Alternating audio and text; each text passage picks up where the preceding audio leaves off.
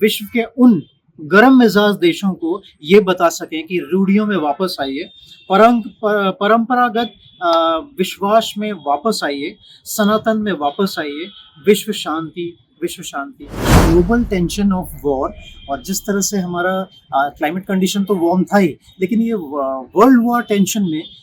इसकी बहुत ज़रूरत है। किस तरह से आर्ट एंड कल्चर को, जैसे मैं अगर आर्ट एंड कल्चर को मैं अगर माइथोलॉजी के साथ जोड़ दूं, तो राम सबके एक हैं, स्वरूप थोड़े अलग हो जाते हैं, पूजा की विधि अलग है। जिस तरह से इंटरनेशनल एस्ट्रो वैदिक साइंसेस पे जिस तरह का कार्यक्रम ये है, इंटरनेशनल इसमें साउथ एशियन वर्ल्ड फेडरेशन, और जिस तरह से अशोक जी इसको जिस तरह से बढ़ा रहे हैं आगे, ये बहुत ज़रूरी है आज के ग्लोबल टेंशन ऑफ वॉर। और जिस तरह से हमारा क्लाइमेट कंडीशन तो वार्म था ही, लेकिन ये वर्ल्ड वॉर टेंशन में इसकी बहुत ज़रूरत है। हम इंडिया, नेपाल, मलेशिया, हम लोग सनातनी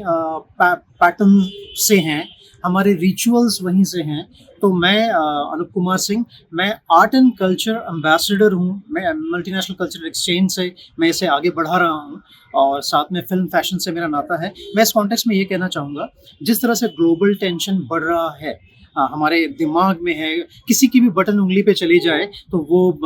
धमाका हो जाएगा न्यूक्लियर का। मैं यहाँ अपना मैसेज देना चाहता हूँ कि आर्ट एंड कल्चर एक ऐसा माध्यम है, उसके माध्यम से हम ये दिखा सकते हैं कि डिस्ट्रक्शन के बाद की जो इमेज, छवि, वो किसी भी, मेरा अगर दुश्मन भी है, दुश्मन देश भी है, किसी की दुश्मन की मेंटालिटी भी है, वो खुद ही द्रवित हो जाएगा, क्योंकि उसकी भी जान है, वो भी इंसान है, उसके भी बच्चे हैं। जिस तरह से शहर के शहर डिस्ट्रॉय हो रहे हैं, हम जिस अवस्था में जा रहे हैं, सिर्फ एक का नहीं, ये सबका खराब है। तो इसीलिए मेरा उद्देश्य है आर्ट एंड कल्चर को इस तरीके से बढ़ाएं, क्योंकि किसी भी देश में, चाहे हमारे शत्रु देश हैं, मित्र देश हैं, सभी में आर्ट एंड कल्चर कॉमन है। और हमारे सनातनी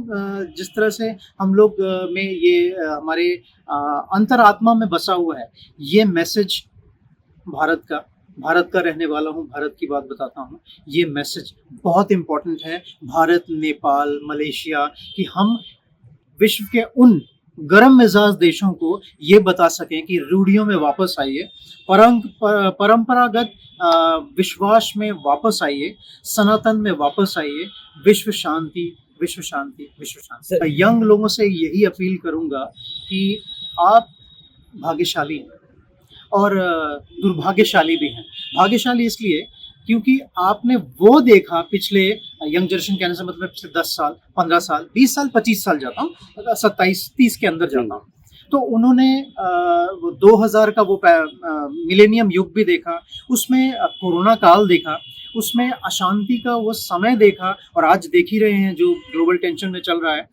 उन्होंने हर कुछ देखा, और मैं भाग्यशाली, दुर्भाग्यशाली भी है। भाग्यशाली इसलिए हैं कि इनसे पहले जो 30 साल पहले, उनसे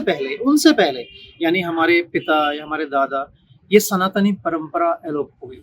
फिर आज वो बच्चे इसे समझ पा रहे हैं कि ये वैदिक शास्त्र या एस्ट्रो साइंस बहुत इंपॉर्टेंट है, और वो इसको फॉलो कर रहे हैं, और फॉलो करना चाहिए। अवश्य बहुत अच्छा लग रहा है, और जिस तरह से मैं आभार व्यक्त करता हूँ यहाँ पे,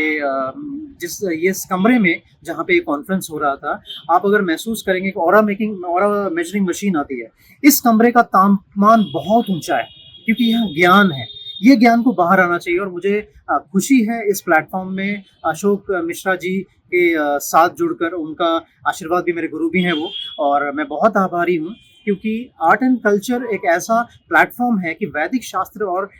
एस्ट्रो साइंस के साथ ये हर एक मानव संस्करण में अगर ये उतर जाए, हमारे दिल में, हमारे औरों में,